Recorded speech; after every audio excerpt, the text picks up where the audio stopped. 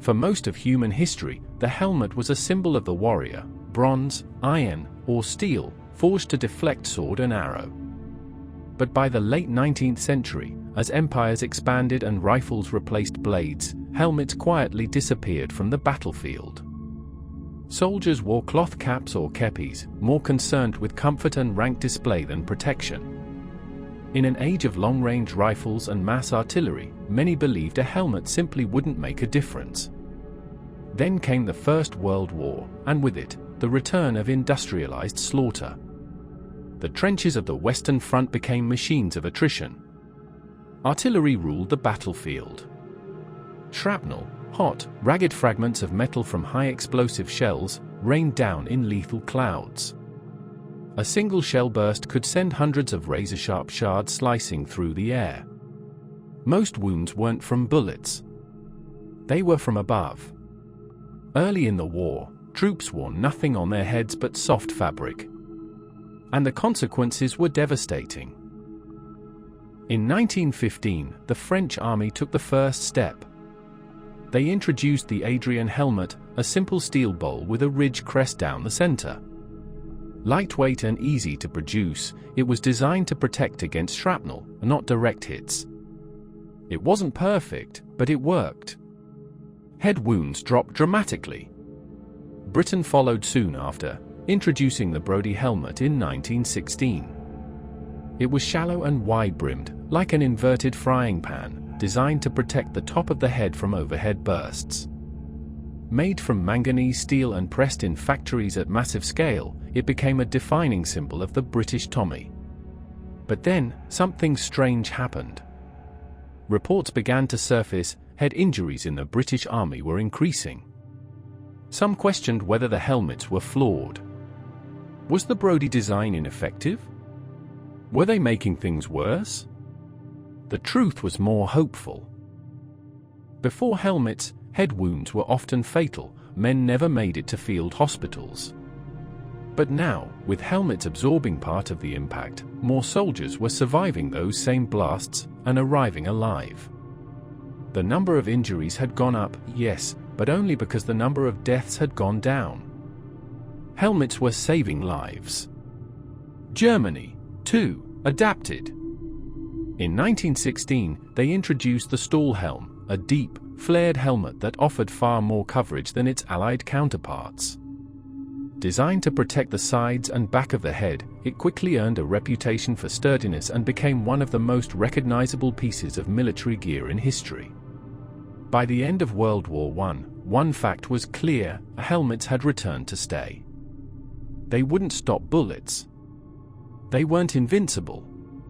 But they gave a soldier a fighting chance, just enough to keep breathing, keep moving, keep living. The helmet had been reborn, not as a badge of status, but as a tool for survival.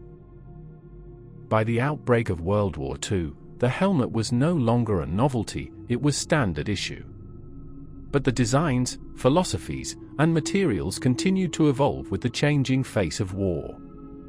The British Army retained its trusty Brodie helmet, updated as the Mk2. It still had the signature wide brim, ideal for protection against overhead shrapnel in trench warfare, but the world was changing. Warfare had become faster, more mobile, and more mechanized. The flat-top design, while practical for artillery blasts, left the sides of the head and neck exposed. Across the Channel, Germany had refined its Stahlhelm. The M35, introduced in the mid-1930s, was a masterclass in steelwork, deep, rounded, and built to deflect debris and indirect fire. It offered far more coverage than the Allied helmets and gave the wearer a distinct, ominous silhouette. Then came the United States. The U.S. Army introduced the iconic M1 helmet in 1941, a design that would serve American troops for over 4 decades. The M1 was revolutionary not just in shape, but in construction. It used a two-piece design, the hard steel outer shell and a separate, replaceable liner made of resin and fabric. This system allowed for easier maintenance, better fit, and adaptability. It was practical, versatile, tough, And it wasn't just the Americans who thought so. It became a global template, from South Korea to Israel, from NATO allies to post-colonial armies emerging after 1945. Through the Cold War's many proxy battles, the helmet remained constant. The British redesigned their Brodie into the Mark III, then the Mark IV, eventually moving closer to the American-style shape with better side coverage. The PASGT helmet, often nicknamed the Fritz because of its resemblance to the old German Stahlhelm, offered significantly better coverage than the older M1, especially to the sides and back of the head. And most importantly, it saved lives. For the first time, a helmet could reliably stop fragments and even some pistol rounds. Soldiers in Panama, and later in the Gulf War, found themselves better protected than ever before. The days of bare steel helmets were fading fast. Other nations followed suit.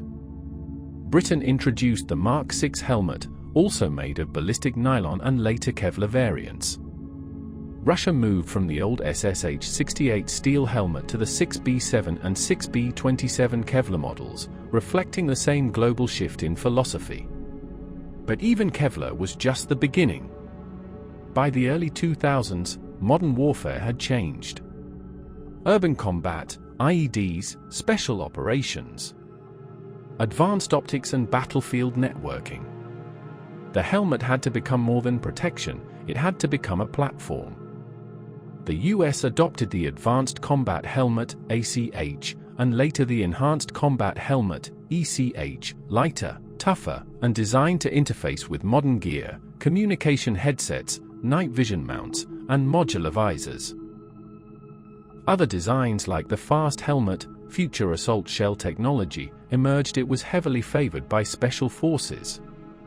With side rails and high-cut ear space, it allowed operators to fully integrate radios, cameras, and protective eyewear, transforming the helmet into a node of digital warfare.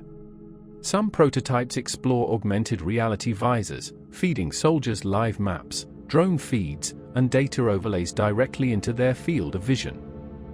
There's even talk of exoskeleton integration, a helmet that's not just worn, but that thinks with you. Yet, for all the high-tech innovation, the mission remains the same. Protect the one thing a soldier can't replace, their brain.